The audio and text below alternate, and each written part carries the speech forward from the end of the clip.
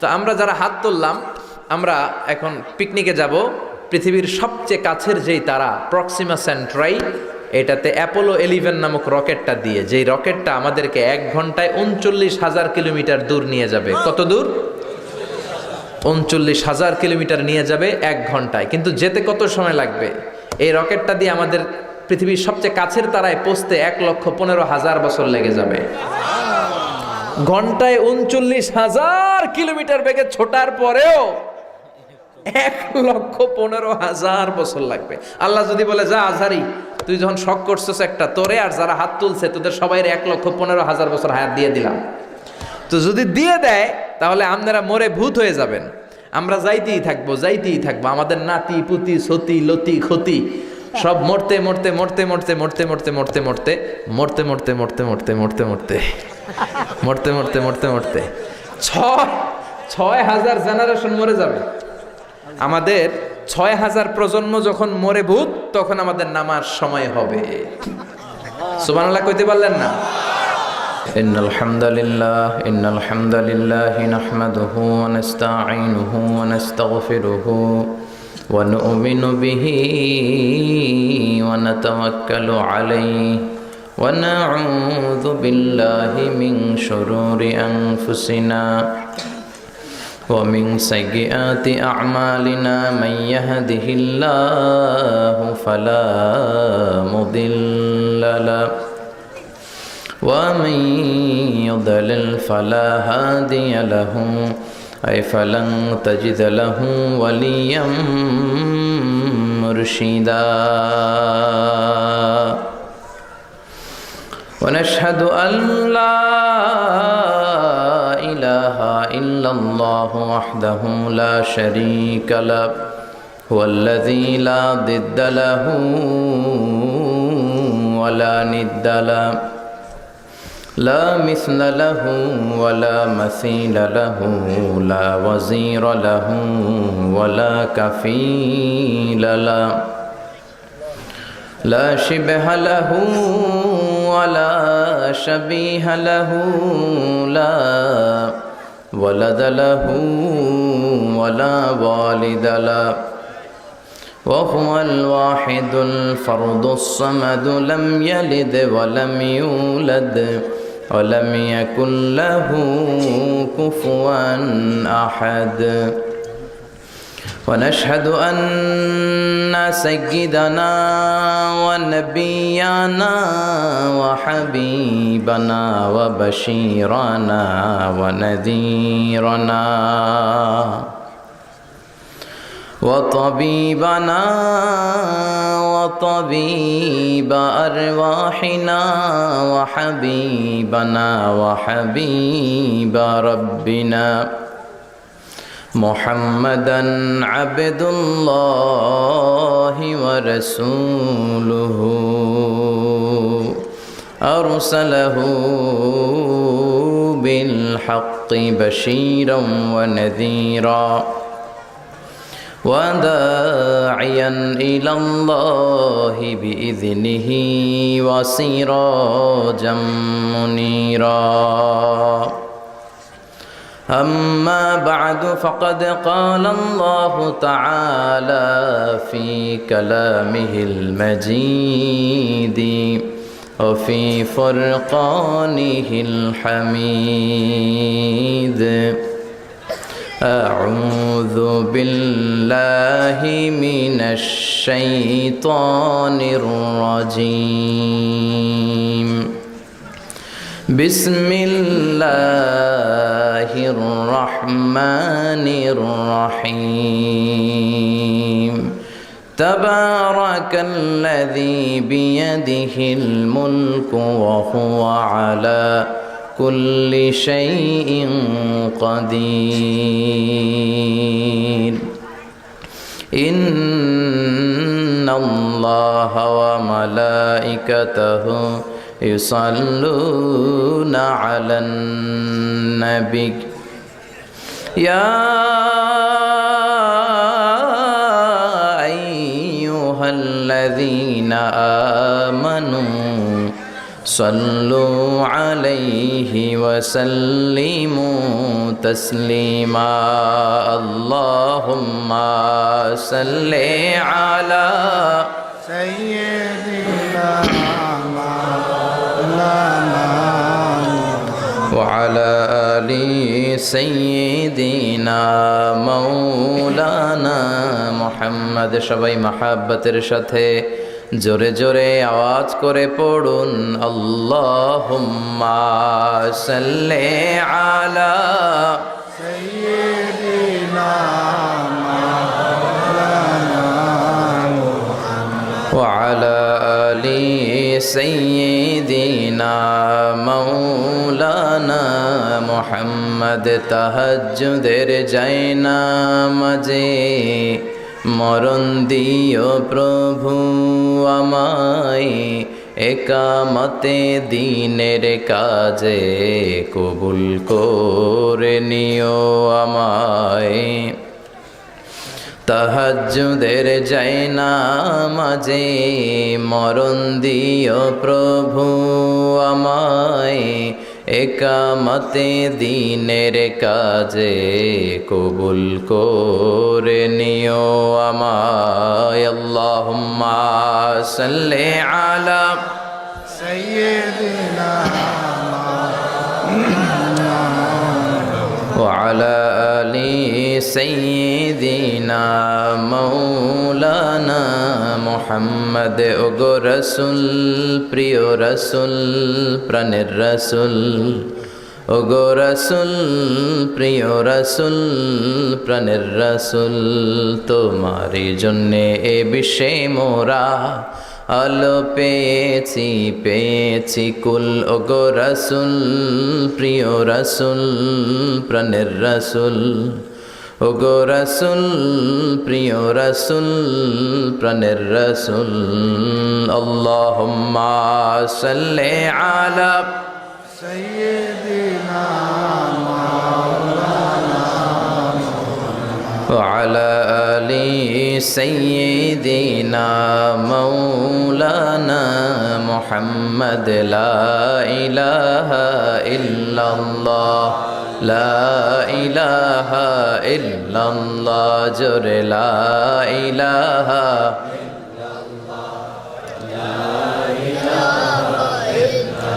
سبحان الله الحمد لله لا إله إلا الله سبحان الله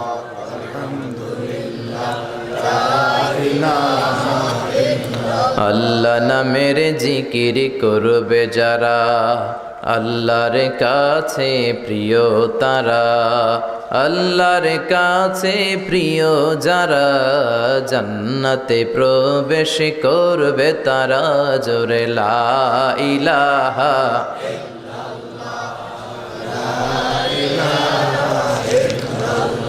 লা ইলাহা ইল্লাল্লাহু মুহাম্মাদুর রাসূলুল্লাহ সাল্লাল্লাহু আলাইহি ওয়াসাল্লাম বিসমিল্লাহির রহমানির রহিম পরম করুণাময় অসীম দয়ালু আল্লাহ তাআলার নামে শুরু করছি আমরা আমাদের সব ভালো কাজ একজনের নামে শুরু করি তিনি কে আল্লাহ আরো জোরে বলেন তিনি কে আল্লাহ আল্লাহর নামে কাজ শুরু করলে বরকত আছে না নাই রহমত আছে না নাই আর আল্লাহর নাম বাদ দিয়ে যদি কাজ শুরু করেন ওই কাজে কোনো রহমত নাই কোনো বরকত নাই এজন্য আল্লাহ নামের জিকির করলেই আল্লাহর নাম নিয়ে কাজ শুরু করলেই অন্তরের জ্বালা মিটিয়ে দেয় কে जो तो मिटाना चाहे जीवन का तृष्णा सुबह शाम बोल बंदे कृष्णा कृष्णा कृष्णा হিন্দুরা এই কৃষ্ণা কৃষ্ণা জিকির করে ওদের অন্তর ঠান্ডা করার জন্য কিন্তু আমরা কি কৃষ্ণার জিকির করি আমরা জিকির করি কার আমরা বলি जो तो मिटाना चाहे जीवन का जाला सुबह शाम बोल बंदे अल्लाह अल्लाह अल्लाह ঠিক কি না আমরা আমাদের অন্তরের জ্বালা মিটানোর জন্য এক সত্তার জিকির করি তিনি কে কেউ যেটা পারে না পারে কে কেউ যেটা বুঝে না বুঝে কে কেউ যেটা শোনে না শোনে কে সে আল্লাহ তাআলার নামে আমরা সব কাজ শুরু করব সব কাজের আগে আমরা বিসমিল্লাহির রহমানির রহিম বলবো রাজি আছেন তো সব কাজের আগে বিসমিল্লাহির রহমানির রহিম ছেলে মেয়েদেরকে এগুলো শিখাবেন কাজ শুরু করার আগে বিসমিল্লাহ খাওয়া শুরু করার আগে বিসমিল্লাহ, খাওয়ার পরে আলহামদুলিল্লাহ। এখন থেকেই যদি এগুলো না শিখান, আপনি মরে গেলে যে ইন্নালিল্লাহ পড়তে হবে এটাও জানবে না, ঠিক কিনা? এজন্য গ্রাম বাংলায় একটা কথা বলে যে কাঁচা না নোয়ালে বাস, পাকলে করে। কথাটা কিন্তু অনেক দামি কথা, ফেলে দেওয়ার মতো কথা না। ছোট্টবেলা থেকেই যা শিখানোর শিখাবেন। এই তাকওয়া নামক সফটওয়্যার যদি ছেলে মেয়েদের মাথায় ছোট্টবেলায় ইনস্টল করে দিতে পারেন, এই ছেলেগুলো আর ডাকাত হবে না, চাঁদাবাজ হবে না, রংবাজ হবে না, এগুলো আর পিচ্ছি হান্নান কালা জাহাঙ্গীর হবে না, এগুলো আর লতিফ সিদ্দিকির মতো আউলা ঝাউলা মন্ত্রী হবে না। চিল্লা এখন ঠিক কিনা? শুরু থেকে যদি ইসলাম শিখান, ভদ্রতা শিখান, কোরআন শিখান, এই ছেলেগুলো নামাজি হবে, এই ছেলেগুলো আল্লাহওয়ালা হবে, এই ছেলেগুলো ভদ্র হবে। চিল্লায় বলেন ঠিক কিনা? এজন্য ছোট্টবেলা থেকেই যা শিখানোর শিখাবেন। ইসলাম বলে তোমার ছেলে মেয়ে জন্মগ্রহণ করেছে, ওর কানে তুমি আজান দিয়ে দাও। এখনো ওর আমল নামা শুরু হয় নাই, কিন্তু কানের সামনে আজান দিয়ে ইসলামটা তুমি তার কাছে তুলে ধরো। সুবহানাল্লাহ পড়বেন না? তোমার ছেলের বয়স যখন 7, তখন তার আকিকা করে দাও, তার সুন্দর একটা নাম রেখে দাও, তার মাথার চুল ফেলে দাও। আর একটু বড় হলে কোরআন শিখিয়ে দাও। বয়স যখন 7-এ উপনীত হয়ে যায়, সালাতের জন্য আদেশ করো। সালাতের অর্ডারের দরকার আছে না নাই? সালাতে কায়েম করো, সালাতে কায়েম করো, হবে সম্মানী তুমি, হবে জান্নাতি তুমি, হবে সম্মানী তুমি, হবে জান্নাতি তুমি। দিবে কাল হাসরে শীতল ছায়া আরশে আজিম, রব্বিয়াল আলা, রব্বিয়াল আযীম, রব্বিয়াল আলা, রব্বিয়াল আযীম। ঠিক কিনা? মরু সিবিয়ানাকুম বিসসালাতি ওয়া হুম 7 সিনিন ওয়াদরিবুহুম আলাইহা ওয়া হুম 10 সিনিন। ছেলে মেয়েদের বয়স যখন 7 হয়, নামাজের আদেশ দাও। বয়স যখন 10 হয়, নামাজের জন্য শাসন করো, পিটাও দরকার হলে। তো 7 বছর বয়স থেকে যদি সালাতের দাওয়াত আপনি শুরু করে দেন, ছেলেকে নাসিহাত করেন, 8, 9, 10 হওয়ার আগেই ছেলে পাক্কা নামাজি হয়ে যাবে, ঠিক কিনা? এজন্য ছেলে মেয়েদেরকে সালাতের আদেশ করবেন। বাবা যারা এসেছেন, এটা আপনাদের কাঁধে আল্লাহর দেয়া দায়িত্ব। যদি পালন না করেন, আল্লাহর বিচারের ট্রাইব্যুনালের, সুপ্রিম কোর্টের কারাগারে সেদিন সেই আদালতে আল্লাহ আপনাকে আসামির কাতারে দাঁড় করায় দিবে। চিল্লা এখন ঠিক কিনা? ছেলে মেয়েদেরকে নামাজের ব্যাপারে সচেতন করেন, স্পেশালি এট ফজর টাইম। ফজরের সময় উঠাতে হবে, কারণ ফজর হচ্ছে দিনের খুঁটি, দিনের ভিত্তি। ফজরের নামাজ পড়তে পারেন নাই মানে শয়তানের সাথে যুদ্ধে আপনি হেরে গেলেন, আপনি পরাজিত সৈনিক, আপনি হারার মাধ্যমে দিন শুরু করলেন। আর ফজর যদি জামাতে পড়তে পারেন, বিজয়ের ঝান্ডা আপনার হাতের মধ্যে তুলে দিবে কে? অনেকে বলে হুজুর আদরের ছেলে তো ফজরের সময় ঘুমায়, হুজুর ঘুমায়, 9টার দিকে উঠে, 10টার দিকে উঠে, এরকম আছে না নাই? তো ফজরের সময় যদি ভূমিকম্প হয় তখন কি করবেন? ফজরের সময় যদি ঘরে আগুন লাগে, হুজুর আদরের ছেলে তো আগুন লাগছে, কি হয়েছে, একটু ঘুমাক, এরকম বলবেন? ডাকতে হবে, নামাজের আদেশ দিতে হবে। আগে নামাজ, পরে অন্য কাজ। এজন্য আমরা বলি, teach your children the holy Quran, the holy Quran will teach your children everything. আপনি আপনার ছেলের শুধু কোরআনটা শিখাইয়া দেন, এই কোরআন আপনার ছেলের গোটা বিশ্বটা শিখাইয়া দিবে। সুবহানাল্লাহ কইবেন না? আপনার ছেলে যে কোনো পেশায় চাক না, সে যেতে পারে। He can be a doctor, he can be an engineer, he can be a pilot, he can be a politician, he can be a psychiatrist, he can be a business magnate, but he need to know how to recite the holy Quran. সে ডাক্তার হোক, engineer হোক, pilot হোক, সমাজপতি হোক, সে ব্যবসায়ী হোক, সে জনপ্রতিনিধি হোক, কোনো সমস্যা নাই, that's not a big issue, but he need to know how to recite the Quran. তাকে জানতে হবে কেমন করে কোরআন পড়তে হয়, তাকে জানতে হবে কেমন করে সালাত আদায় করতে হয়। চিল্লায় বলেন ঠিক কিনা? এর জন্য আগে কোরআন, পরে অন্য জ্ঞান। এখন থেকে যদি না শিখান, বড় হয়ে গেলে কথা শুনবে না। এই যে কুমাররা মাটি দিয়ে অনেক কিছু বানায়, ঠিক কিনা? একই নরম কাদা মাটি দিয়ে গ্লাস বানায়, প্লেট বানায়, এরপরে পুতুল বানায়। কিন্তু এটা যদি শক্ত হয়ে যায়, আগুনে পোড়ার পরে যখন লাল হয়ে যায়, এটা দিয়ে কিছু বানানো যাবে? বানাতে গেলে কি হবে? কথা বলেন, ভেঙে যাবে। এখন কাদামাটির মতো আছে, ছোট্ট। এখনই যা শিখাবেন এটাই আজীবন শিখবে। ছাগলের পেট থেকে বেরোলেই ওইটা ছাগল হয়, গরুর পেট থেকে বেরোলে ওইটা গরু, মুরগির পেট থেকে বেরোলেই ওইটা মুরগি। কিন্তু মানুষের পেট থেকে বেরোলেই ওটা মানুষ হয় না, ওইটারে মানুষ বানাতে হয়। চিল্লায় বলেন ঠিক কিনা? অনেক সময় মাহফিলের পরে আমাদের কাছে পানি নিয়ে আসে। এক লোক বলতেছে, হুজুর দোয়া পড়ে ফু দেন। কি সমস্যা? আমার ছেলে কথা শুনে না। তো ছেলের বয়স কত? কয় 30। আমি কই সর্বনাশ, অনেক দেরি হয়ে গেছে, এখন তো পানি পড়ায় কাজ হবে না। শুধু পানি পড়া না, আমারে মেশিনে ঢুকাইয়া বাইটা খাওয়াই দিলেও কাজ হবে না। কারণ ওই যে কাঁচা না নোয়ালে বাস পাকলে করে। এখন থেকেই যা শিখানোর শিখাবেন, ভদ্রতা, নম্রতা, সামাজিকতা শিখাবেন। অনেক সময় ছেলেমেয়েরা সামাজিকতা জানে না, আনসোশাল, কোথায় কি বলতে হয়, কেমন করে বলতে হয়, কোন শব্দ চয়নে বলতে হয়, এগুলো জানে না। এগুলো শিখাবেন। মানুষের সাথে কিভাবে মিশতে হয়। You should be people oriented. আপনি জনবিচ্ছিন্ন হওয়া ঠিক না। বাবা তুমি মিলেমিশে সবার সাথে একসাথে চলবে, এটা শিখাবেন। রাস্তা দিয়ে তুমি স্কুলে যাচ্ছ, 500 টাকার কচকচে নোট পড়ে আছে, তোমার নজরও দেওয়ার দরকার নেই, ঠিক কিনা? রাস্তা দিয়ে হেঁটে যাচ্ছ, আম বাগানে আম পেকে আছে, টুপ করে একটা আম নিয়ে ব্যাগে ভরে বাসায় চলে আসলা, কেউ দেখে নাই, দেখলো কে? এই সেন্স অফ অ্যাকাউন্টেবিলিটি, জবাবদিহিতার ভয় যদি ছেলে মেয়েদের মাথায় ছোট্টবেলা থেকে ঢুকায় দিতে পারেন, ছেলেগুলো আল্লাহওয়ালা হবে, নামাজি হবে, ভদ্র হবে, সৎ মানুষ হবে, ঠিক কিনা? এজন্য ছেলে মেয়েদেরকে ছোট্টবেলা থেকেই ইসলাম শিখান, কোরআন শিখান। কোরআন শিখালে আপনার ছেলে হেরে যাবে না, জিতে যাবে। কোরআন শিখালে আপনার ছেলে ঠকবে না, জিতবে।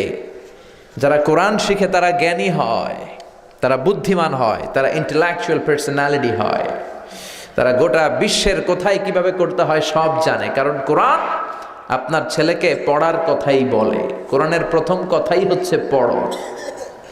কোরআনের প্রথম কথা কি? রব্বুল আলামিন বলেন, ইকরা বিসমি রাব্বিকাল্লাযী খালাক, খালাকাল ইনসানা মিন আলাক। আল কোরআনের প্রথম বাণী পড়ো, আল হাদিসে নবীর কথা পড়ো। আল কোরআনের প্রথম বাণী পড়ো, আল হাদিসে নবীর কথা পড়ো। পড়ে পড়ে শেখো, শিখে শিখে তুমি তোমার নিজের জীবন গড়ো। পড়েন সুবহানাল্লাহ। এজন্য কোরআন শিখাতে রাজি আছেন তো? সকালবেলা মসজিদে পাঠাবেন, মক্তবে পাঠাবেন। এই যে মক্তবের tradition, it's a very nice tradition. We belong this tradition, we are proud of it. আমাদের বাংলাদেশের এই আবহমান কাল ধরে ফজরের পরে মক্তবে পাঠানোর যে সিস্টেমটা, এটা চমৎকার সিস্টেম। এগুলারে উঠাই দিয়েন না, এগুলো ছাড়বেন তো মরবেন। ফজরের পরেই ছেলে মেয়েদেরকে মক্তবে পাঠান, সেখানে যাবে, কোরআন শিখবে। আপনার ছেলেরা শুধু আপনি কোরআন শিখাবেন, কোরআনই আপনার ছেলেরা বিশ্বটা শিখাই দেবে। চিল্লায় বলেন ঠিক কিনা? আল্লাহ আমাদেরকে সহি সমঝ দান করুন। আল্লাহ আমাদের ছেলে মেয়েগুলারে মানুষের মতো মানুষ বানাক, আমাদের ফ্যামিলিগুলারে জান্নাতি ফ্যামিলি বানাক। ফ্যামিলির সুখটাই আসল সুখ, ঠিক কিনা? আপনি কোটিপতি, 1000 কোটি টাকার মালিক হইলেই যে একেবারে সুখে গদগদ এমন নাও হতে পারে। আপনি দূর থেকে দেখতে পারেন যে কত টাকা, হ্যাঁ, কত দামি বাড়ি গাড়ি, কত তার ব্যাংক ব্যালেন্স, তার দাপট, কিন্তু ঘরের ভিতরে শান্তি নাও থাকতে পারে। একটা কথা খেয়াল রাখবেন, টাকা যদি অনেক হয়, টাকা দিয়ে গাড়ি কিনা যায়, বাড়ি কিনা যায়, কিন্তু সুখ কিনা যায় না।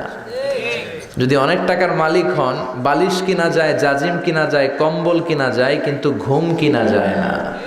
ঘুম কিনা যায়? আপনাদের সুলাস বাজারে তো ঘুম কিনা যায় নাকি?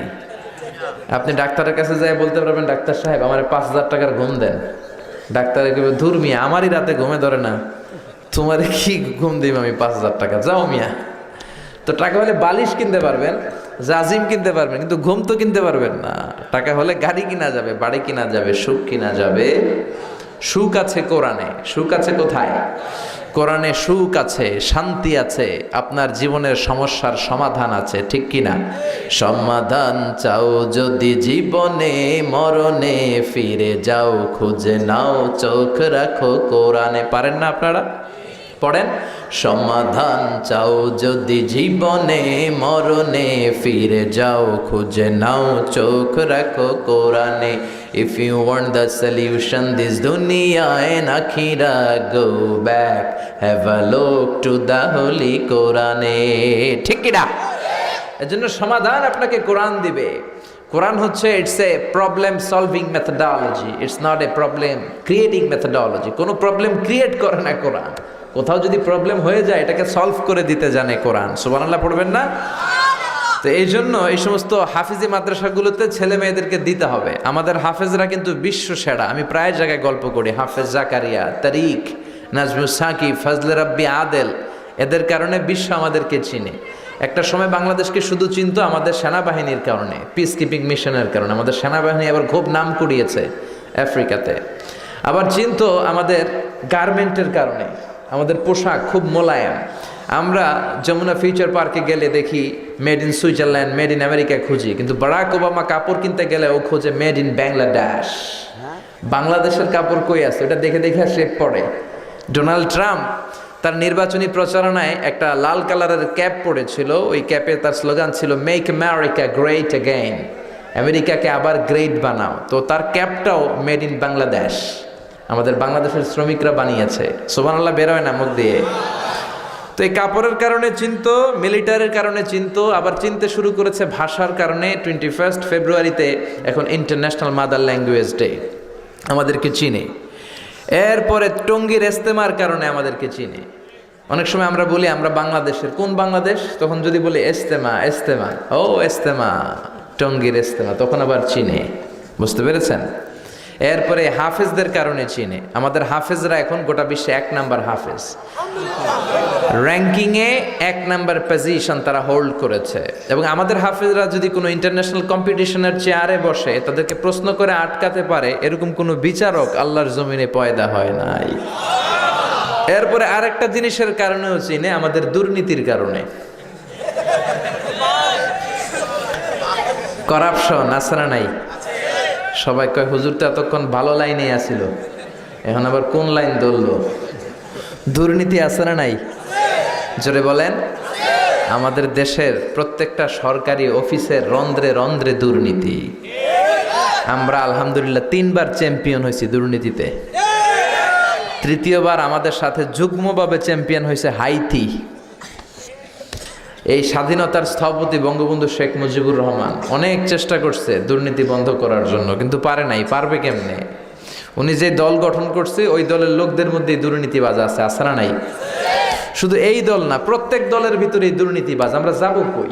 আমাদের তো নতুন কোনো অপশন নাই। সরকার আসে, সরকার যায়, দেশের চেহারা পাল্টায় না। এজন্য আমাদের প্রিয় নেতা বঙ্গবন্ধু শেখ মুজিবুর রহমান খুব আফসোস করে বলেছিলেন, কোন দেশ পায় তেলের খনি, কেউ পায় গ্যাসের খনি, কেউ পায় সোনার খনি, আমি পাইছি চোরের খনি। বাড়িয়ে বললাম না তো? 1973 সাল, স্বাধীনতার 2 বছর পরের ঘটনা। বাংলাদেশে প্রচণ্ড শীত, হাড় কাঁপানো শীতে উত্তরবঙ্গের বুড়াগুলা মরতে আরম্ভ করছে। বঙ্গবন্ধু গোটা বিশ্বের নেতাদেরকে আহ্বান করে বললেন, আমার দেশের শীতে মানুষ মরে, আপনারা কম্বল পাঠান। আন্তর্জাতিক সহায়তার অংশ হিসেবে কম্বলের প্লেন আসতে শুরু করলো, কার্গো বিমান দিয়ে কম্বল আসতে আসতে আসতে আসতে 7.5 কোটি কম্বল আসলো। বঙ্গবন্ধু আফসোস করে বললেন, 7.5 কোটি বাঙালি, 7.5 কোটি কম্বল, আমার কম্বল কই? নিজেই কম্বল পায় নাই। এজন্য উনি চেষ্টা করেছে, কিন্তু অনেক মন্ত্রীদের কারণে দুর্নীতি বন্ধ হয় না। আফসোসের সাথে বলতে হয়, আমাদের অর্থমন্ত্রী বলে 1,500 কোটি টাকা কোনো টাকাই না, এটা কোনো ব্যাপারই না। আবার ঘুষের একটা নতুন নাম উনি আবিষ্কার করছে, স্পিড মানি। উনি বলতেছে ঘুষ হচ্ছে স্পিড মানি, ঘুষ খাইলে কাজের স্পিড বাড়ে। আবার শিক্ষামন্ত্রীও কম যান না, উনি গত মাসে বললেন ঘুষ খান, তবে সহনীয় মাত্রায় খান। আছে না নাই? মানুষ পাগল হইলে বান্ধে রশি দিয়া, রশি পাগল হইলে বানবেন কি দিয়া? ছোটবেলা শুনছি সর্ষে দিয়ে নাকি ভূত তাড়ায়, এখন সর্ষের ভিতরে ঢুকছে ভূত। बर्बादे गुलिस्तान के लिए एक ही उल्लू काफी है, गुलिस्तान की हर शाख में उल्लू बैठे हैं, फिर अंजाम में गुलिस्ता क्या होगा? चिल्लाए कोन ठीक किना? একটা ফুলের বাগান নাকি তছনছ করে দিতে একটা হুতুম পেঁচাই যথেষ্ট। এখন ফুল বাগানের গাছে গাছে, শাখায় শাখায়, ডালায় ডালায় হুতুম পেঁচা। ফুল বাগানের নসিবে কি আছে আল্লাহ ছাড়া কেউ জানে না। 1971 সালের 9 মাসের রক্তক্ষয়ী যুদ্ধের মধ্য দিয়ে আল্লাহ বাংলাদেশ নামক এক ফুল বাগান আমাদেরকে দিয়েছে। এজন্য কোনো দুর্নীতিবাজদের হাতে এই ফুল বাগানকে ছেড়ে দেওয়া যাবে না। চিল্লায় বলো ঠিক কি না? এই বাংলার জমিনে কোরআনের আইনের দরকার আছে না নাই? কোরআনের আইন চালু হয়ে গেলে একটা দুর্নীতিবাজও থাকবে না। কোরআন কি দুর্নীতির পক্ষে না বিপক্ষে? আমাদের এদেশের 17 কোটি মানুষের প্রধানমন্ত্রী, আমাদের প্রিয় মাননীয় প্রধানমন্ত্রী শেখ হাসিনা অনেক চেষ্টা করে যাচ্ছেন দুর্নীতি বন্ধ করার জন্য, পারতেছে না। দুদক হয়ে গেছে ল্যাংড়া দুদক। ওই দুদকের ভিতরেই দুর্নীতি আছে না নাই? তো এই জন্য শুধু দুদক দিয়ে দুর্নীতি বন্ধ করা যায় না। দুর্নীতি বন্ধ করার জন্য আল্লাহ একটা কিতাব পাঠিয়েছে। কিতাবটার নাম কি? চিল্লায় বলেন কি নাম? এই কোরআনের আইন বাংলাদেশে চালু হোক আমরা চাই। চাই। কোরআনের আইনের বিরুদ্ধে কোনো আইন হইলে আমরা মানব? কথা বলেন মুসলমান, আমরা মানব? যেই কোরআনকে আল্লাহ আমাদের নাজাতের জন্য পাঠালেন, ওই কোরআনরে গালি দেয় এরকম বেয়াদব বাংলার জমিনে আছে না নাই? এদের সাথে আমাদের কোনো সম্পর্ক। নতুন এক নাস্তিকের পয়দা হয়েছে, নাম আসাদ নূর। ফেসবুকে লাইভে এসে বলেছে আমি প্রতিদিন সকালে কোরআনের উপরে পেশাব করব। এটা কি মানুষ? ন মানুষ। এটা জাহান্নামের নরকী, এটার পিতৃ পরিচয়হীন জারদ সন্তান। জোরে কোন ঠিক কিনা? মাননীয় প্রধানমন্ত্রীর উচিত এই বেয়াদবটাকে শুক্রবারে জুমার নামাজের পর বাইতুল মোকাররমের স্কয়ারে লক্ষ মানুষের সামনে ফাঁসির রশিতে ঝুলিয়ে দেয়া। ইংল্যান্ডের আরেক বেয়াদব মুফাসসিল ইসলাম, সে শেল্টার দিচ্ছে লন্ডন থেকে এই বেয়াদবটাকে। গভর্নমেন্টের উচিত ইন্টারপোলের পুলিশের মাধ্যমে ওই বেয়াদবটাকেও ধরে আনা। আমরা এই কোরআনের জন্য পাগল। আমরা কোরআন নিয়ে বাঁচতে চাই, মরতে চাই। রাজি আছে মুসলমান? কারা কারা রাজি? দু হাত উঁচু করে আল্লাহর দেখা। লিল্লাহে তাকবীর, লিল্লাহে তাকবীর। এজন্য কোরআনের আইন চালু হলে আর দুর্নীতি থাকবে? কথা বলেন। দুর্নীতি থাকবে না, সুদ থাকবে না, ঘুষ থাকবে না, চাঁদাবাজি থাকবে না, টেন্ডারবাজি থাকবে না, খাদ্যে কেউ ভেজাল দিবে না, মাছে কেউ ফরমালিন দিবে না, ওজনে কেউ কম দিবে না, ইফটিজিং করার সাহস কেউ পাবে না। চিল্লায় বলেন ঠিক কিনা? এজন্য এই কোরআনের জন্য সবকিছু করতে রাজি আছেন তো? শুধু স্লোগানে নাকি ময়দানেও? স্লোগানে, ময়দানে, সব জায়গায় থাকার দরকার আছে না নাই? আল্লাহ আমাদেরকে তুমি কবুল করে নাও। দুর্নীতিমুক্ত বাংলাদেশ উপহার দাও। বাংলাদেশটাকে তুমি তোমার বরকত দিয়ে সিক্ত করে দাও। এজন্য সব জায়গায় আমরা বিসমিল্লাহির রহমানির রহিম দিয়ে কাজ শুরু করব। আর ছেলে মেয়েদেরকে এই ইসলামী কৃষ্টি, কালচার, তাহজিব, তামাদ্দুন শিখাতে হবে। না শিখালে ওরা শিখতে পারবে না। আর না শিখালে আপনিও আল্লাহর পাকড়াও থেকে ছাড়া পাবেন না। আল্লাহর সিস্টেম হচ্ছে আল্লাহ ধরে না, ধরে না, কিন্তু ধরলে ছাড়ে না। ধরে ধরে ধরে না, ধরলে আল্লাহ। বিশ্বাস হয়? বিশ্বাস হয়? রাজা মেহার আদর্শ এতিমখানা ও হাফিজিয়া মাদ্রাসার উদ্যোগে বার্ষিক তাফসিরুল কোরআন ও দোয়ার মাহফিল 24 জানুয়ারি 2018 বুধবার বাদ আসর হতে আপনাদের এই প্রোগ্রাম। সভাপতি আলহাজ মোহাম্মদ ফজলুল হক সাহেব, চেয়ারম্যান তানজিমুল মিল্লাত ট্রাস্ট, রাজা মেহার, কুমিল্লা। উনি আসতে পারে নাই না? অসুস্থ। আল্লাহ ওনাকে সুস্থ করে দেখ। প্রধান অতিথি আলহাজ জাহাঙ্গীর আলম সাহেব, চেয়ারম্যান, রাজা মেহার ইউনিয়ন পরিষদ, দেবিদ্দার। চেয়ারম্যান সাহেব মনে আসতে পারে নাই, উনি ঢাকায়। আমরাও সবাই ঢাকা চলে যাই, চলেন। অনেক জায়গায় প্রধান অতিথিরা থাকে না, আসলে ব্যস্ত থাকে তো। জনপ্রতিনিধিদের অনেক কাজ, অনেক দায় দায়িত্ব, এগুলো ছাড়তেও পারে না। আবার ওনাদের নাম না দিলেও হয় না, একটা বরকতেরও দরকার আছে না নেই? তো আল্লাহ তাদেরকে কবুল করুক। আরো জোরে পড়েন আমিন। আমাকে রেখেছেন প্রধান বক্তা, আপনাদের শুকরিয়া। অনেক কিছু লাগাইছেন আমার নামের আগে, মাশাআল্লাহ, আপনারাও কম না। আন্তর্জাতিক খ্যাতি সম্পন্ন। অনেক জায়গায় লেখে বাতিলের আতঙ্ক, এরপরে লেখে সারা পৃথিবী কাঁপায় দিছে। বাংলাদেশই কাঁপে না, সারা পৃথিবী নাকি কাঁপায় দিছে। এগুলো খুব খারাপ, অতিরিক্ত তোষামোদি ঠিক না। বিশ্বনবী ছিলেন the amazing personality ever in the world, পৃথিবীর সবচেয়ে শ্রেষ্ঠ ব্যক্তিত্ব।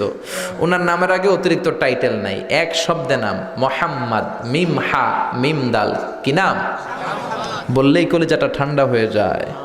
এজন্য বিশ্বনবী বলতেন আল্লাহুম্মা জাআলনি সাবুরা ওয়া জাআলনি শাকুরা ওয়া জাআলনি ফি আইনি সাগীরা ওয়া ফি আয়ুনিন নাসি কাবীরা। আল্লাহ, আমারে আপনি শুকরগুজার বানান, আমারে আপনি ধৈর্যশীল বানান, আমার চোখে আমারে আপনি ছোট বানান, গোটা বিশ্বের মানুষের চোখে আপনি আমারে বড় বানান। এজন্য নিজের চোখে নিজে ছোট থাকবেন, তাহলে গোটা বিশ্বের চোখে আপনারে বড় করে দিবে কে? আর নিজের চোখে যদি নিজে বড় হইতে চান, শেষ, আমও শেষ, সালাও দুনিয়া শেষ, আখিরাতও শেষ। এজন্য বড় হওয়া যাবে না। বড় আল্লাহ করবে। নিজে বড় বড় বলা যাবে না নিজেকে, আমি বড় বাহাদুর, আমি লাট সাহেব, আমি অমুক, আমি আলহাজ। আবার আমাদের সমাজে আলহাজ নাম না লাগালে হাজিরা চেতে যায়, আছে না নাই? এটাও খুব খারাপ। বিশ্বনবী বলেছেন, আর শিরকুল আসগার, ছোট শিরকের মধ্যে সবচেয়ে ভয়ঙ্কর হচ্ছে শো অফ, মানে আর রিয়া, লোক দেখানো মনোভাব। এটা এখন মহামারী আকার ধারণ করেছে। আপনি হজ করেছেন কারে খুশি করার জন্য, তো আলহাজ লাগাতে হবে কেন? তাইলে আপনি নামের আগে মুসল্লি লাগান না কেন? আপনি তো নামাজও পড়েন। আপনার নাম হওয়া দরকার আল মুসল্লি, আল হাজ, আল মুজাক্কি, আর সায়েম, কুতুবুদ্দিন। মানে নামাজ পড়েন এজন্য আল মুসল্লি, হজ করছেন এজন্য আলহাজ, জাকাত দেন তাই মুজাক্কি, রোজা রাখেন তাই আস-সায়েম। তো ওগুলো লাগান না কেন? এজন্য এই লোক দেখানো মানসিকতা পরিহার করতে হবে। আপনার কাজের মধ্যে যদি রিয়া ঢুকে যায়, ওইটা আল্লাহ অ্যাকসেপ্ট করে না। চিল্লায় কোন ঠিক কিনা? আল্লাহ এই লোক দেখানো মনোভাব থেকে আমাদেরকে তুমি বাঁচাও। তো বিশ্বনবী অল্প কথা পছন্দ করতেন, নিজে কথা বলতেনও কম। জাওয়ামিউল কালিম, বিশ্বনবীর কথাগুলোকে বলা হয় জাওয়ামিউল কালিম। কথা কম, কিন্তু এটার ইনফ্লুয়েন্স, ইম্প্যাক্ট মানুষের হৃদয়ের মধ্যে ছিল পাহাড় সমান। বিশ্বনবী ছোট্ট ছোট্ট শব্দ বলতেন, বাক্য বলতেন, ওইটার ব্যাখ্যা করতে গেলে 10 ভলিউম 20 ভলিউমেও শেষ হয় না। আজও বিশ্বনবীর কথা নিয়ে রিসার্চ হয়, পিএইচডি হয়। আমি এমফিল করেছি এমব্রয়োলজির উপর, ভ্রূণ তত্ত্ব, how the little embryo develops in mother's womb. মায়ের পেটে বাচ্চার ছোট্ট ভ্রূণটা কেমন করে ডেভেলপ করে, বিশ্বনবীর হাদিসে এই কথা আছে না নাই? আমরা সবাই ছিলাম a very little sperm drop, then the blood clot, and then finally the little flash. ছোট্ট নাপাক পানি, সেখান থেকে জমাটবদ্ধ রক্ত, সেখান থেকে আমরা হলাম এক টুকরা গোশত মায়ের পেটে। তারপরে আল্লাহ গোশতের ভেতরে আমাদের স্কেলিটন ঢুকায় দিলেন, আমাদের মাথার স্কাল দিলেন, আমাদের হেয়ারিং সিস্টেম চালু করে দিলেন, আমাদের স্মেলিং সিস্টেম চালু করে দিলেন, আমার একটা স্পাইনাল কর্ড দিলেন, আমাকে সুন্দর অবয়বে মানুষ করে পাঠালেন। এই সায়েন্টিফিক ইন্ডিকেশনসগুলো আল্লাহর কোরআনে আছে না নাই? জোরে বলেন। এজন্য এই কোরআনের ভুল যারা ধরতে যায়, তাদের নিজেদের জীবনের বড় ভুলটা আল্লাহ ধরিয়ে দেয়। চিল্লা এখন ঠিক কিনা? ডক্টর মরিস বুকাইলি 5 বছর আরবি শিখে কোরআনের ভুল ধরতে চাইছে, তো অনেক চেষ্টা করে ভুল আর খুঁজে পায় নাই। সে বলতে বাধ্য হয়েছে, কোরআনের ভুল ধরতে এসে আমি আমার নিজের জীবনের ভুলটাই খুঁজে পেয়েছি। সুবহানাল্লাহ বাড়িতে যেয়ে বললেন, আর জোরে পড়েন আল্লাহু আকবার। এই জন্য কোরআনের আওয়াজকে থামায় দেয়া যায় না। অনেকে কোরআনের মাহফিলকে বন্ধ করতে চায়, এরকম বেয়াদব আছে না নাই? আপনি কয় মাহফিল বন্ধ করবেন মিয়া? এদিকে 10টা বন্ধ করলে আরেক থানায় 20টা চালু হয়ে গেছে। এক মুফাসসিররে আপনি নিষিদ্ধ করবেন, 10 মুফাসসির পয়দা হয়ে যাবে। এক মুফাসসির কারাগারে তো লক্ষ মুফাসসির ঘরে ঘরে, ঠিক কিনা? কোরআনের আওয়াজকে থামিয়ে রাখা যায় না। ইউরিদুনা লিইউতফিউ নূরাল্লাহ ওয়াল্লাহু মুতিম্মু নূরিহি ওয়ালাউ কারিহাল মুশরিকুন। কাফিররা চায় কোরআনের আলোকে, কোরআনের শক্তিকে থামিয়ে দিবে। আল্লাহ বলে, খবরদার, কিয়ামত পর্যন্ত কোরআনের আলো আমি জ্বালিয়েই দেব। আপনি থামাতে পারবেন না। ইউরোপ আমেরিকাতে এখন বানের পানির মতো লোকজন কালিমা পড়ে মুসলমান হয়। এই নিউজগুলো মেইন স্ট্রিম মিডিয়াগুলোতে আসে না। সিএনএন, তারপর বিবিসি, ব্রিটিশ ব্রডকাস্টিং কর্পোরেশন এগুলো কাভার করে না, কারণ এই নিউজগুলো আসলে পুরো পৃথিবীতে কাঁপাকাঁপি শুরু হয়ে যাবে, ঠিক কিনা? আমেরিকাতে প্রথমে কালিমা পড়ে মুসলমান হলো বক্সার মোহাম্মদ আলী। সেই 1960-এর দশকের কথা, গত বছর 2 বছর আগে লোকটা মারা গেল। সে যখন কালিমা পড়ে মুসলমান হলো, পুরো আমেরিকাটা নড়ে চড়ে উঠল। এরপরে আমেরিকাতে আবার কালিমা পড়ে মুসলমান হলো নীল আর্মস্ট্রং। আপনারা তার নাম শুনে থাকবেন, চাঁদে নেমেছিল 1969-এ। অ্যাপোলো 11 দিয়ে এডউইন অলড্রিন, মাইকেল কলিন্সকে নিয়ে নাসার বিজ্ঞানীরা ওরা চাঁদে নেমেছিল। সে চাঁদে নেমে দেখে চাঁদের এই মাথা থেকে ওই মাথা ফাটা। পৃথিবীতে এসে জানতে পারলো বিশ্বনবী নাকি আঙ্গুলের ইশারায় চাঁদকে ফাটিয়েছেন। এই ঘটনাতে প্রভাবিত হয়ে কালিমা পড়ে নীল আর্মস্ট্রং মুসলমান। আমেরিকায় আরেকটা ধাক্কা লাগলো। এবার একটু আগে যে গল্প করলাম, ফ্রান্সের বিখ্যাত সার্জন ডক্টর মরিস বুকাইলি, সেও কোরআন নিয়ে গবেষণা করে আল্লাহ তার চোখ খুলে দিল, সেও কালিমা পড়ে মুসলমান। তার নাম রেখেছে সোলাইমান, আগে ছিল মরিস বুকাইলি, ক্রিশ্চিয়ান, ফ্রেঞ্চ ভাষাভাষীর লোক। এবার ইউরোপে পড়লো আরেক ধাক্কা। এইভাবে সেলিব্রিটিরা কালিমা পড়ে মুসলমান হতে শুরু করলো। পাকিস্তানের ক্রিকেট তারকা ইউসুফ ইওয়ানা 2006 সালে খ্রিস্টান ছেলেটা কোরআনের বাণী শুনে কালিমা পড়ে মুসলমান হয়েছে। নাম রেখেছে মোহাম্মদ ইউসুফ। খোদ আমেরিকার যুবমন্ত্রী জসুয়া এভান্স কালিমা পড়ে মুসলমান।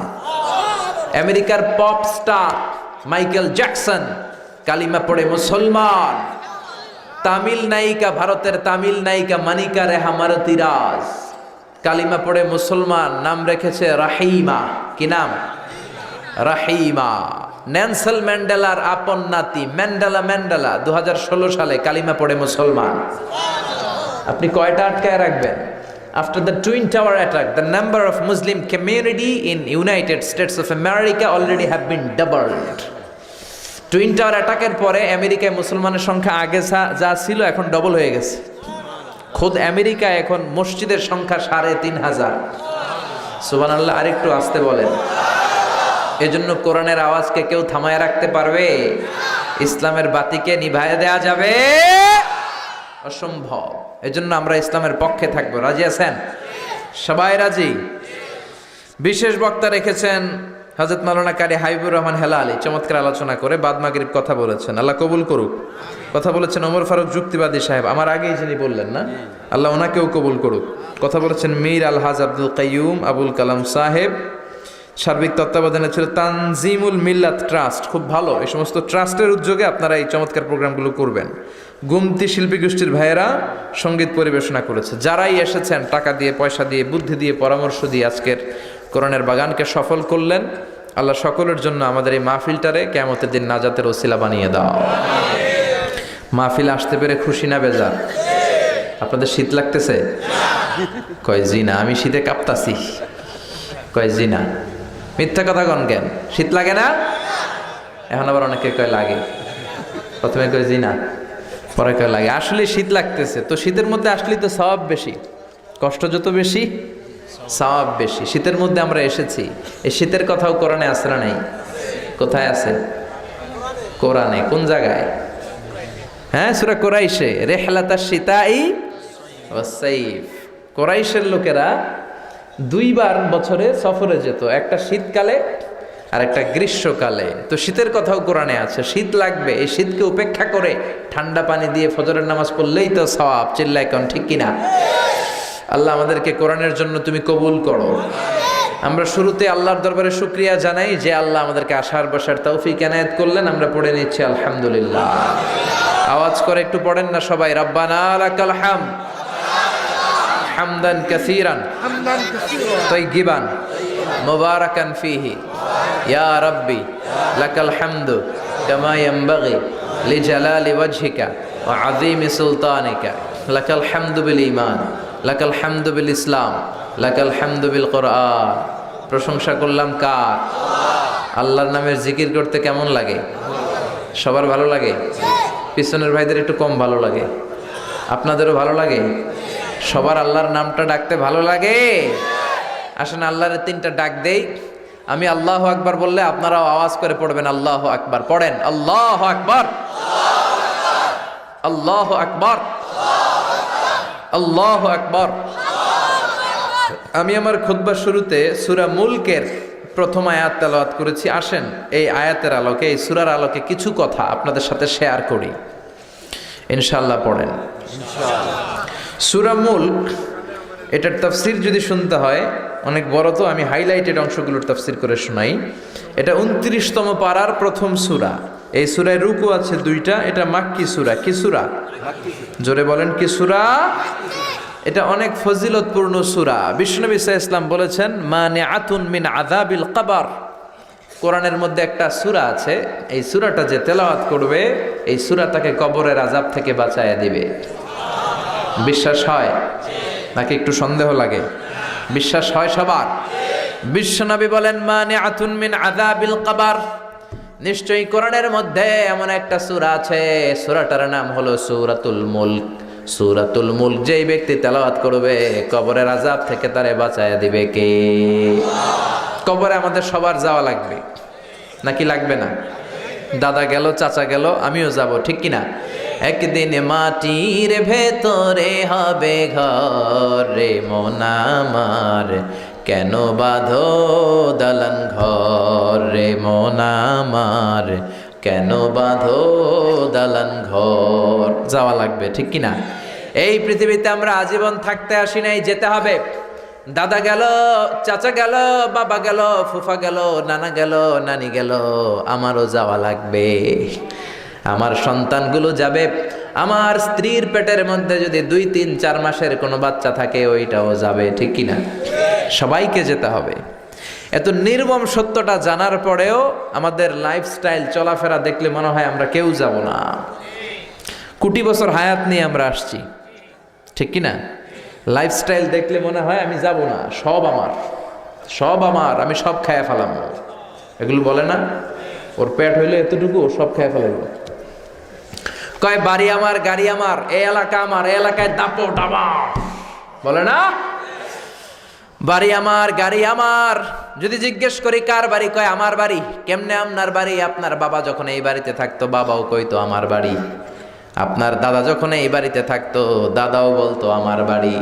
আপনি মরে গেলে আপনার ছেলে বলবে এটা আমার বাড়ি। ছেলে মরে গেলে নাতি বলবে আমার বাড়ি। নাতির নাতির নাতিও যখন এই বাড়িতে থাকবে, সেও বলবে আমার বাড়ি। বাড়ি একটা, দাবিদার কয়জন খেয়াল করছেন?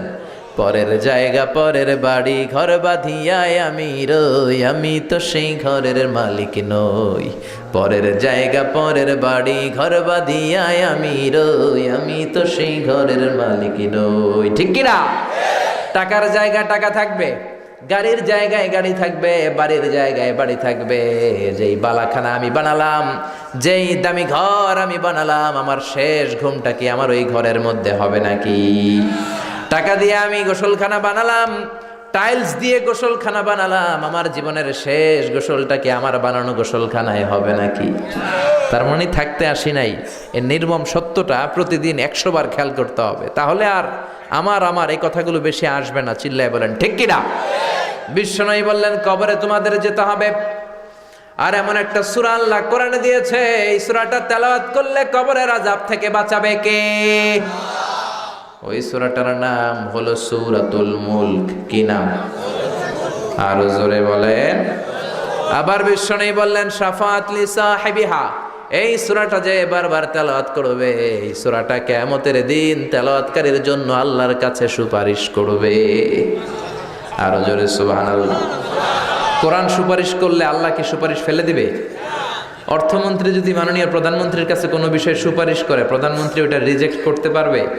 তো কোরআন যদি সুপারিশ করে, আল্লাহ রিজেক্ট করবে নাকি? আল্লাহ এই সুপারিশ কবুল করে নেবে। চিল্লা এখন ঠিক কিনা? আবার বিশ্বনবী ফরমান খাসামাত আন সাহিবিহা, এই সূরাটা এমন সূরা, এই সূরাটা তেলাওয়াতকারীর জন্য কিয়ামতের দিন আল্লাহর সাথে তর্ক করবে, ঝগড়া করবে, ডিবেট করবে। আপনার পক্ষে আল্লাহর সাথে তর্ক, কি সাহস এই সূরার! কতক্ষণ তর্ক করবে? হাত্তা আদখালাহুল্লাহুল জান্নাহ, যতক্ষণ না আল্লাহ আপনারা জান্নাতি বলে ঘোষণা না দিবে। এজন্য এই সূরা তেলাওয়াতের দরকার আছে না নাই? বিশ্বনবী বলতেন মান কারা বিহা ফি লাইলা ফাকাদ আকসারা ওয়া তাবা, রাত্রি বেলায় যে ব্যক্তি এই সূরাটা তেলাওয়াত করবে, তার পুরো আমলনামাটা সওয়াব দিয়ে পরিপূর্ণ করে দিবে কে? এজন্য বিশ্বনবী বলতেন আমি চাই আমার প্রতিটা উম্মতের হৃদয়ে এই সূরাটা গাঁথা থাক। আমি চাই আমার প্রতিটা উম্মতের সিনার ভেতরে এই সূরাটা মুখস্থ থাক। এই সূরা মুখস্থের দরকার আছে না নাই? মুখস্থ করতে রাজি আছেন? সবাই রাজি? এই সূরার আয়াত মাত্র 30টা। কয়টা? আর এক মাসে কয় দিন? আপনাদের রাজা মেহারে কয় দিন? এদিকেও 30 দিন। শিওর? তাহলে প্রতিদিন যদি একটা করে আয়াত মুখস্থ করেন, তাহলে পুরো সূরাটা মুখস্থ করতে আপনার লাগবে কয়দিন? জোরে বলেন। আজকে থেকে এই সিদ্ধান্তে আসা যায় না যে প্রতিদিন একটা করে আয়াত আমরা সূরাতুল মুলকের মুখস্থ শুরু করব, আর এক মাসে পুরো সূরাটা মুখস্থ হয়ে যাবে ইনশাআল্লাহ। অল্প কয়েকজন বলছে, এখন আরো অনেকে বলছে, সবাই বলে নাই এখনো। রাজি? রাজি? এটা আপনাদের বাড়ির কাজ, এটা আপনাদের হোমওয়ার্ক। কনসিডার দিস তাফসীর program as a class. The person is delivering lecture sitting in front of you, he is your teacher, and you all sitting guys are the students of Tafsirul Quran. যিনি এখানে বসে কথা বলে উনি আমাদের শিক্ষক। আমার আগে যে মাওলানা বলতেছিলেন উনি ছিলেন তখন আমাদের শিক্ষক। এখন আমি একটু করে বসার সুযোগ পেয়ে গেলাম, আমি আবার হয়ে গেলাম শিক্ষক। আর আমরা সবাই কোরআনের ছাত্র। খুশি না বেজার? খুশি না বেজার? এই জন্য এটাকে ক্লাস মনে করবেন। তাফসীরুল প্রোগ্রামকে ক্লাস মনে করলে কিছু শিখে যাওয়া যাবে। এজন্য আপনাদের এই ক্লাসের বাড়ির কাজ হচ্ছে, হোমওয়ার্ক হচ্ছে সূরাতুল মুলক মুখস্থ সামনের 1 মাসে। রাজি? সবাই রাজি তো? তো পড়া দিবেন কার কাছে? আমি তো নাই, আমি তো আজকে দোয়া দিয়েই শেষ। এই যে হাফেজ সাহেব হুজুরের কাছে দিবেন, এই মাদ্রাসার হাফেজ সাহেব, ইমাম সাহেব, এদের কাছে এই সূরাটা শোনাবেন যে হুজুর আজহারি ভাই বলে গেছিল সূরাতুল মুলক মুখস্থ করার কথা, আমি করেছি, আপনি শোনেন। রাজি আছেন তো? এরকম পরিবেশ তৈরি করার দরকার আছে না নাই? এই সূরাটা, দিস সূরা is an eye opener for you, এটা আপনার চোখ খুলে দিবে। এই সূরা আপনার চিন্তার জগতে নাড়া দিবে, আপনার দৃষ্টিকে উন্মোচিত করে দিবে, আপনার ঘুমন্ত বিবেককে জাগিয়ে তুলবে। আল্লাহ তাআলা এই সূরার ভেতরে নাস্তিকদের জন্য কিছু ডোজ দিয়েছে, মেডিসিন। নাস্তিক আছে না নাই? আমরা আল্লাহ বিশ্বাস করি, আমরা আস্তিক, আর যারা করে না তারা নাস্তিকরা বলে আমরা আল্লাহরে মানি না। কেন মানো না? কই দেখি না তাই মানি না। কি যুক্তি? আনসিন ইজ নাথিং, যেটা দেখা যায় না ওইটা বিশ্বাস করা যায় না। কিন্তু ওরা অনেক কিছু দেখে না, তারপরেও মানে আছে না নাই? ওরা কি বাতাস দেখে? তো মানুষ কেন? Do you see the air in the atmosphere, so why do you believe on that? Do you see the bad headache someone feel in his head? কেউ যখন মাথায় ব্যথা পায় তুমি কি দেখো? So why do you believe on that? তাহলে বিশ্বাস করো কেন? অনেকে আসে, হুজুর মাথা ব্যথা, একটু ফু দিয়ে দেন। তা আমরা ফু দিয়ে দিই। এই যে মাথা ব্যথা লোকটার করতেছে, আমি দেখি? কথা বলেন। আরে আমি তো আমারই দেখি না। আপনি আপনার চোখ দেখেন আয়নার সাহায্য ছাড়া? কথা বলেন। আমার চোখ না, আপনার চোখ দেখেন। আমি আপনারটা দেখি, আপনি আমারটা দেখেন, কিন্তু আমি কি আমারটা দেখতে পাচ্ছি? আয়না ছাড়া আমরা আমাদের চোখ দেখতে পাই না, আয়নার সাহায্য ছাড়া আমরা আমাদের পিঠ দেখতে পাই না। আপনি আপনার পিঠ দেখছেন কখনো? আরে আয়না দিলেও তো পিঠ দেখতে গেলে ঘাড় ভেঙে যাবে, ঠিক কিনা? তাহলে নিজেরাই তো দেখো না। আল্লাহ ডেকে বলে, গোলাম আমার সৃষ্টি নৈপুণ্যের দিকে তাকা, আমার সৃষ্টি রাজ্যের দিকে তাকা, আমার সৃষ্টির মাঝে আমি আল্লাহর নিদর্শন আছে না নাই? সাগরের দিকে তাকান, কক্সবাজারে যাবেন, সাগরের দিকে তাকাবেন, বঙ্গোপসাগরের ঢেউগুলো যখন দেখবেন আপনার মনের মধ্যে এমনিই চলে আসবে সাগরের একজন মালিক আছে না নাই? আপনি পাহাড়ের দিকে তাকান, মরুভূমির দিকে তাকান, মরুভূমির দিকে তাকালেই বুঝবেন এই মরুভূমির স্রষ্টা ছাড়া নাই। আপনি ঝর্ণার দিকে তাকান, তখনই আপনি বুঝবেন ঝর্ণার মালিক আছে না নাই? ঝর্ণা ঝর্ণা ঝর্ণা রে, বলনা বলনা বলনা রে, কার বিরহে পাগল পাড়া তুই, কার মিলনে ফুল ফসলে ভরা রে তোর দুকুল ভুই, কার মিলনে ফুল ফসলে ভরা রে তোর দুকুল ভুই, ঝর্ণা ঝর্ণা ঝর্ণা রে, বলনা বলনা বলনা রে, কার বিরহে পাগল পাড়া তুই। পড়েন সুবহানাল্লাহ। আপনি যদি নিরপেক্ষভাবে তাকান মহাবিশ্বের দিকে, এই সৃষ্টির দিকে, অটোমেটিক্যালি আপনি বুঝবেন এই সৃষ্টির একজন কন্ট্রোলার আছে, নিয়ন্ত্রক আছে, মহা নিয়ন্ত্রক, তিনি হচ্ছেন আল্লাহ। চিল্লায় কোন ঠিক কিনা? কুফানগরীতে এক নাস্তিক ছিল, উল্লুকা পাঠা। ওই নাস্তিক বলে আমি আল্লাহরে মানি না, কেউ যদি বিশ্বাস করায় দিতে পারে মানবো। কুফার লোকেরা বলল, ইনদানা ইমাম ইসমুহু নু'মান ইবনু সাবিত, আমাদের একজন ইমাম আছে, ওর নাম নু'মান, আসলে উনি ইমাম আল আযম আবু হানিফা। লোকেরা বলে আমাদের ইমাম তোমারে বুঝাতে পারবে যে স্রষ্টা বলে একজন আছে। নাস্তিক বলে আমি মানি না, যদি আমারে বুঝাতে পারে তবেই আমি মানবো। নাস্তিক বলে ঠিক আছে, তোমাদের ইমামকে আসতে বলো, ইমামের সাথে আমি বসবো। কখন? আগামীকাল জুমার নামাজের পর দুপুর 2টায়। ইমাম আবু হানিফা আল্লাহর পক্ষে, নাস্তিক আল্লাহর বিপক্ষে। হাজার হাজার মানুষ এসেছে, নাস্তিক এসেছে, আসে নাই শুধু ইমাম আবু হানিফা। সবাই তো বিব্রতকর পরিস্থিতিতে পড়ে গেছে, কিরে আবু হানিফার আসার কথা আসে নাই, 9:30 বাজে, 2:30 বাজে আসে না, 3টা বাজে আসে না, আসার কথা 2টায়, 3:30 বাজে আসে না, 4টার দিকে ইমাম আবু হানিফা দৌড়ে আসছে। নাস্তিক বলে যেই লোকের সময় জ্ঞান নাই ওই লোকের সাথে কোনো কথা নাই। ইমাম আবু হানিফা বললেন ইনদি উযর, আমার একটা এক্সকিউজ আছে। কি এক্সকিউজ? সাইয়েদনা ইমাম আবু হানিফা এবার ওনার এক্সকিউজের ফিরিস্তি দিতে লাগলেন। তিনি বললেন আমি ঘর থেকে বেরোই সবসময় একটা নদী পড়ে, আজকে নদীর সামনে এসে দেখি নদীর সামনে কোনো মানুষ নাই, লোকজন নাই, নৌকা নাই। হঠাৎ দেখলাম নদীর পাশে বিশাল বড় একটা গাছ, দেখলাম অটোমেটিক্যালি এমনি এমনি গাছটা 2 ভাগ হয়ে গেল। গাছ থেকে এমনি এমনি তক্তা বেরোয় গেল, তক্তাগুলো এমনি এমনি জোড়া লেগে নৌকা হয়ে গেল, নৌকাটা এমনি এমনি নদীতে পড়ে গেল। লগি ছাড়া, বৈঠা ছাড়া, মাঝি ছাড়া নৌকা আমাকে নদীর এপার থেকে ওপারে নিয়ে গেল।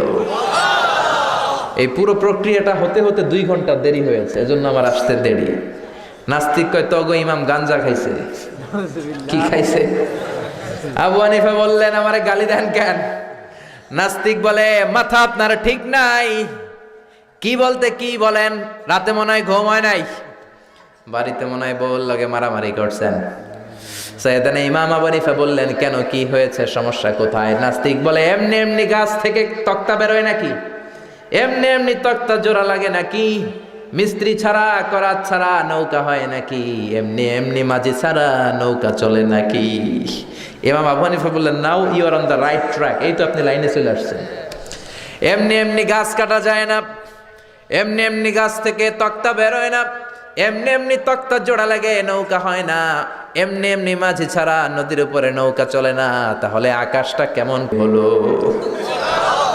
জমিনটা কেমন করে এমনি এমনি হলো, পাহাড় কেমন করে এমনি এমনি হলো, বিশাল সাগর তরঙ্গ বিক্ষুব্ধ সাগর কেমন করে এমনি এমনি হলো? আল্লাহু আকবার।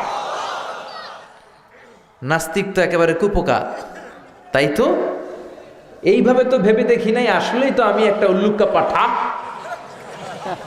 নাস্তিক বলে ও ইমাম আবু হানিফা, আপনি আমার ঘুমন্ত বিবেককে জাগিয়ে তুলেছেন, আপনি আমার চিন্তার জগতে নাড়া দিতে পেরেছেন, আর আমি দেরি করতে চাই না, আপনার হাতে একটা চুমু দেব আর আমারে পড়িয়ে দেন লা ইলাহা ইল্লাল্লাহু মুহাম্মাদুর রাসূলুল্লাহ সাল্লাল্লাহু। এই জন্য নাস্তিকদের জন্য কিছু হালকা ডোজ আল্লাহ সূরার ভেতরে দিয়ে দিয়েছেন, এগুলো কি শুনতে রাজি আছেন? শুনবেন সবাই? কষ্ট হচ্ছে না তো? সূরার নাম কি? মনোযোগ আছে না গেছে? সূরার নাম কি জোরে বলেন? মুলক মানে ক্ষমতা, মুলক মানে কি? পাওয়ার, অথরিটি, সভরেনিটি। আল্লাহ সূরাটা শুরু করলেন তাবারাকাল্লাযী বিয়াদিহিল মুলকু ওয়া হুয়া আলা কুল্লি শাইইন কাদির। সুমহান সেই সত্তা যার হাতে ক্ষমতা, আর তিনি পৃথিবীর সব বিষয়েই সক্ষমতা রাখেন। সুবহানাল্লাহ, তিনি সব করতে পারেন। তাবারাকাল্লাযী বিয়াদিহিল মুলক, সুমহান সেই সত্তা যার হাতে ক্ষমতা। ক্ষমতা কার হাতে? আর জোরে বলেন কার হাতে? নাকি আপনাদের হাতে? আপনারা তো কোন ক্ষমতা নাকি আপনাকে হাতে? আপনার নাকি ক্ষমতার মালিক? সকল ক্ষমতার উৎস নাকি আপনারা? সকল ক্ষমতার উৎস জনগণ, কথাটা কি ঠিক আছে? এটা রাষ্ট্রীয় কুফুরি, রাষ্ট্র থেকেও অনেক কুফুরির ডোজ আমাদেরকে শিখানো হয়। চিল্লায় বলেন ঠিক কিনা? সকল ক্ষমতার মালিক একজন, চিল্লায় বলো তিনি কে? আল্লাহ হলেন সকল ক্ষমতার মালিক। আমাদের কোনো ক্ষমতা নাই, আমরা সবাই দুর্বল। ওয়া খুলিকাল ইনসানু দাঈফা, আল্লাহ আমাদেরকে দুর্বল করে বানিয়েছেন। আমরা শুধু দুর্বল না, দুর্বলের ঘরের দুর্বল। আমি দুর্বল, আমার বাপ দুর্বল, আমার দাদা দুর্বল, আমাদের 14 গোষ্ঠী দুর্বল। তার মানে দুর্বলের ঘরের, দুর্বলের ঘরের। আপনি যদি ক্ষমতার মালিক হন, পেটে ব্যথা হলে আপনি চিৎকার চেঁচামেচি করেন কি করেন না? পেট মোচড়ালে বিছানায় গড়াগড়ি খান কি খান না? 3 বার ডায়রিয়ার কারণে পাতলা পায়খানা হয়েছে, টয়লেটে গেছে, 4 বারের বেলায় আর চেহারার দিকে তাকানো যায় না। 5 বার টয়লেট হইলে টয়লেট থেকে বেরিয়ে আই আর হাইতান্ন, আরে মাফ করে দে, আই মরে যাইও। তো মরবেন কেন? আপনি না ক্ষমতার মালিক। এখন থেকে ডায়রিয়া হলে টয়লেট থেকে বের হয়ে বলবেন আমি ক্ষমতার মালিক, এই জন্য আমার ডায়রিয়া হয়। কত বড় কপাল পোড়া! কোনো ক্ষমতা আমাদের হাতে নাই, ক্ষমতা একজনের হাতে, তিনি কে? আল্লাহ বলেন আমি হলাম ক্ষমতার মালিক, তোমরা হলা দুর্বল। কত দুর্বল! রাস্তায় বাজারে রিকশার টায়ার পাংচার হলে আমরা লাভ দিয়ে উঠি। লাভ দেন নাই? আমি কত দিছি? আমি তো এক জেলা থেকে আরেক জেলায় রাতে রাতে ঘুরি তাফসিরের কারণে, মাঝে মাঝে ট্রাকের টায়ার পাংচার হয়ে আমরা লাভ দিয়ে উঠি ভয়ে। আর সে আমরা বলি আমরা নাকি ক্ষমতার মালিক।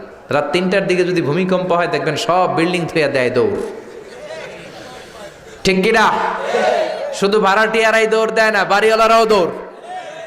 নাকি বাড়িওয়ালারা দৌড়ায় না? মনে হয় দৌড়ায়। ভাড়াটিয়াও দৌড়, বাড়িওয়ালাও দৌড়, পুলিশ প্রধান দৌড়, র্যাবের প্রধান দৌড়, রাষ্ট্রপতিও দৌড়, শুধু প্রধানমন্ত্রী দৌড় দেয় না? উনিও দেয়। আমি কই নাই, কিন্তু আপনারা কইছেন। আমার কোনো দোষ নাই। তার মানে সবাই দৌড়, চাচা আপন প্রাণ বাঁচা। পেছন থেকে কেউ যদি বলে হুজুর সাপ, ফস, কাউরে পাওয়া যাবে না, ঠিক কিনা? 3-4টা ভাওয়া ব্যাংক যদি ছেড়ে দেওয়া হয়, এদিকে একটা ওদিকে একটা ওদিকে একটা, ব্যাংক কি লাভ দিবে? এর চেয়ে বড় লাভ দিবেন আপনারা? তাহলে চিন্তা করে দেখেন কত দুর্বল। কুকুর আমাদেরকে কামড়ালে আমরা কুকুরকে কামড়াইতেও পারি না, বল্লা পোকা কামড় দিয়ে দেয় দৌড়, ওটা ধরে মারুপ ধরতেও পারি না। কত দুর্বল, কত অসহায়। অসুখ হলে টের পাওয়া যায়, বিপদ হলে টের পাওয়া যায় কত দুর্বল আল্লাহ আমাদেরকে বানালেন। এজন্য আল্লাহ বললেন খবরদার, তোমাদের কোনো ক্ষমতা নাই, ক্ষমতার মালিক কে? তাবারাকাল্লাযী বিয়াদিহিল মুলকু ওয়া হুয়া আলা কুল্লি শাইইন কাদির। সুবহান সেই সত্তা যার হাতে ক্ষমতা, সব ক্ষমতার মালিক কে? এজন্য আল্লাহ বললেন কুলিল্লাহুম্মা মালিকাল মুলকি তুতিল মুলকা মান তাশাউ ওয়া তানজিউল মুলকা মিম্মান তাশা ওয়া তুইজ্জু মান তাশাউ ওয়া তুযিল্লু মান তাশাউ বিয়াদিকাল খায়র ইন্নাকা আলা কুল্লি শাইইন কাদির। আল্লাহ হলো ক্ষমতার মালিক। তিনি ক্ষমতার চেয়ারে যারে মনে চায় বসান, যারে মনে চায় নামায়া দেন। তিনি সম্মান দেন, তিনি চাইলে মানুষকে অপমানিত করেন। তিনি কে? এই যে বিভিন্ন দেশের ক্ষমতায় প্রধানমন্ত্রী রাষ্ট্রপতিরা বসায় কে? আবার নামায় কে? ফেরাউন রে মিশরের মসনদে বসালো কে? নমরুদ রে বসালো কে? আবার নাফরমানি করার কারণে দুনিয়া থেকে বিদায় করে দিল কে? এখনো যদি কেউ নাফরমানি করে, ওইটারও সাইজ করতে পারে কে? কেউ যেটা পারে না, পারে কে? বিশ্বাস হয়? বিশ্বাস হয়? এজন্য আল্লাহ বললেন গোলাম, তোমরা কোনো ক্ষমতার মালিক নও, তোমাদের ক্ষমতা নকল ক্ষমতা, আসল ক্ষমতা কার? এই পৃথিবীতে দেখবেন কোন দেশের প্রেসিডেন্ট বা প্রধানমন্ত্রী 5 বছর মেয়াদে ক্ষমতায় বসে না, কোন দেশে 10 বছর মেয়াদে। আল্লাহ ক্ষমতায় বসছে কয় বছর মেয়াদে?